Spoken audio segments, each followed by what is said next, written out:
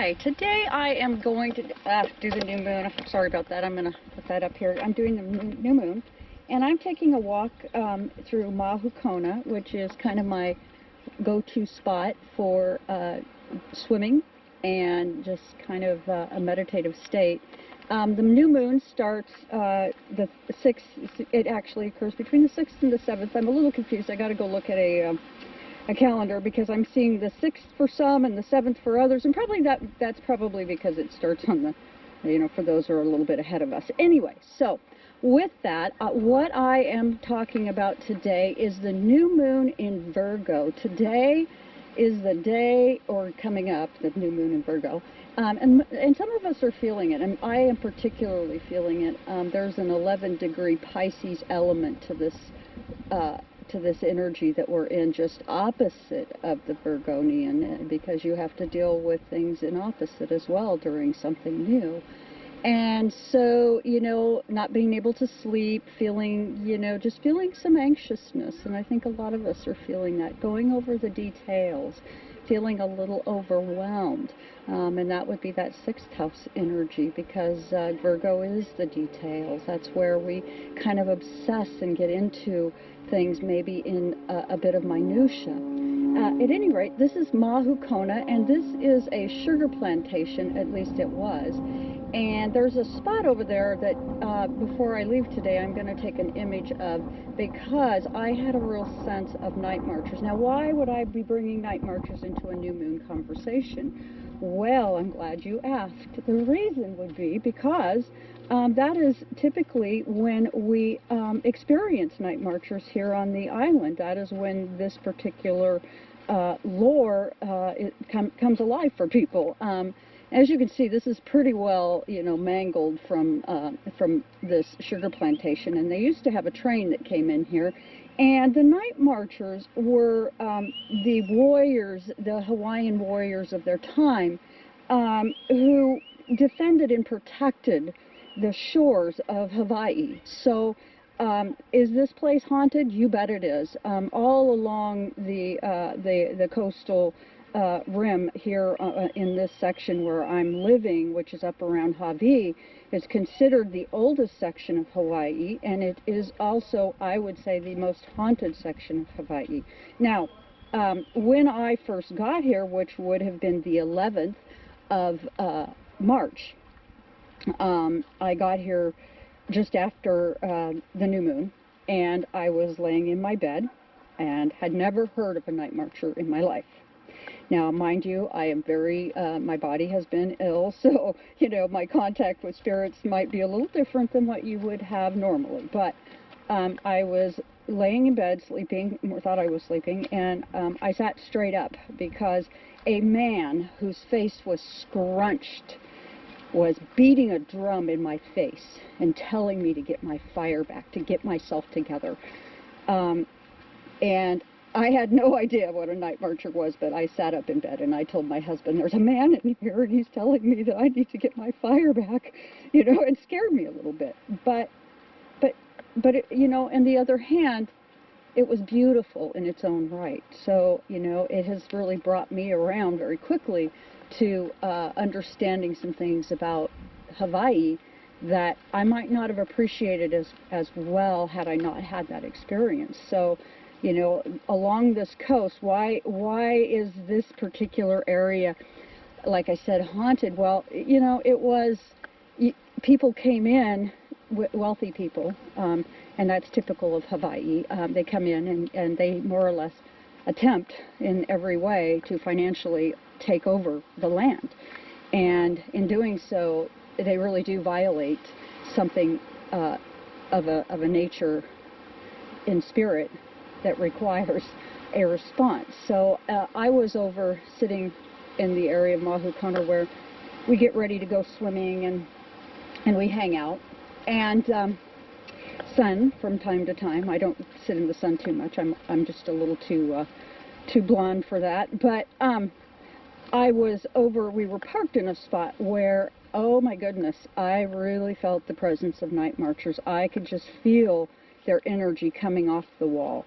So, you know, very much this place is haunted in that sense. So, I mean, I myself, I'm not fearful of the night marchers. Some of the people will tell stories that, you know, you need to get naked and cover your face and not to look them in the face because they'll kill you and all kinds of stuff, you know. Well, you know, I'm not so sure, but, you know, we think what we think, and we, you know, so if you see some stories on night marchers, you know, I'm coming from a different perspective perhaps, you know, but I didn't find it frightening, but I would say it's healthy to have respect nonetheless.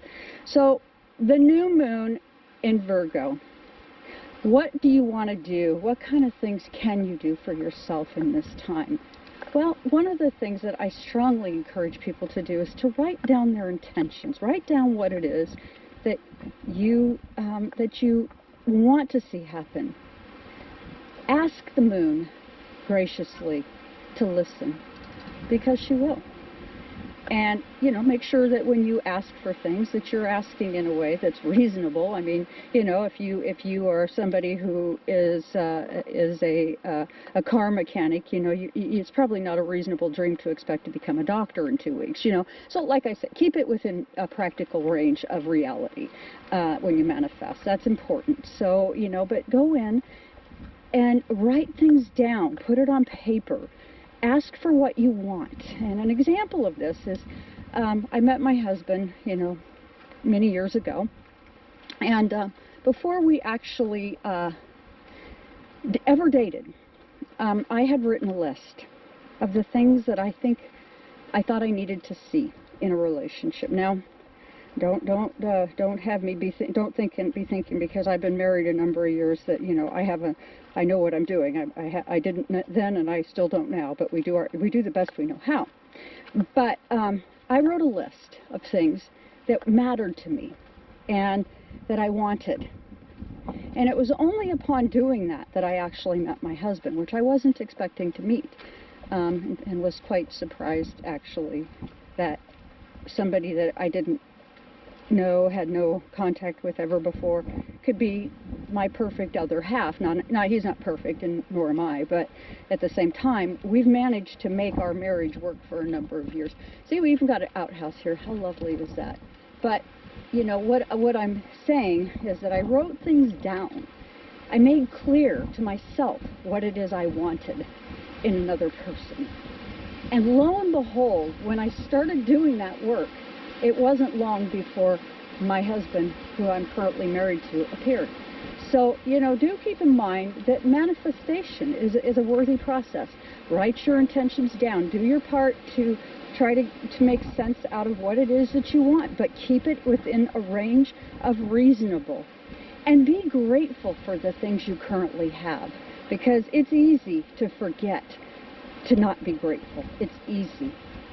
And gratitude just takes you having your you know, today I woke up, I'm breathing air today, I'm alive, okay? That's gratitude, you know, the sound of a bird. One of my favorites is hearing water drop on the big fat leaves in the jungle. I love that. And I don't know if you can see down there in the water. I'm going to put the camera kind of at an angle.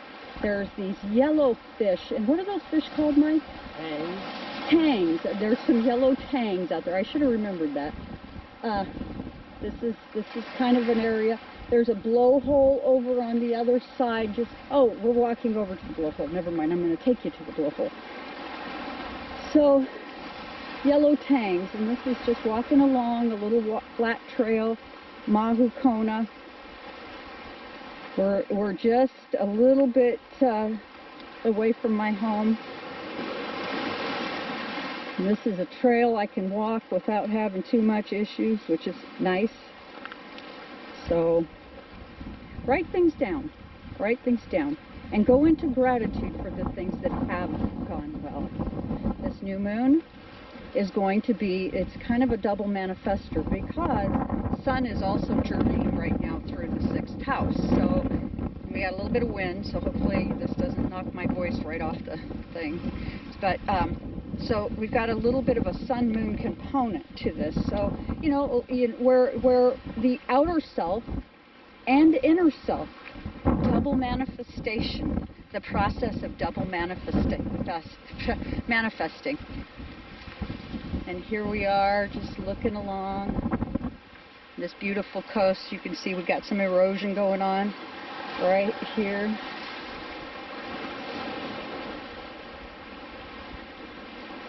Sometimes we have tides here that are called king tides, and I plan to bring my camera back and actually capture a king tide. I think that it might be worthy of note to see it. It's quite dramatic. So, see, I think we're getting ready to come up on the blowhole here. Yes, we are. It's just right up here, right? Oh, see, I don't know. My husband is taking me on a walk today, so... Oh, and my shoe is falling apart. I have very flat feet, and I ruin shoes. So, I break them in half. Here we go. Some more of the ocean.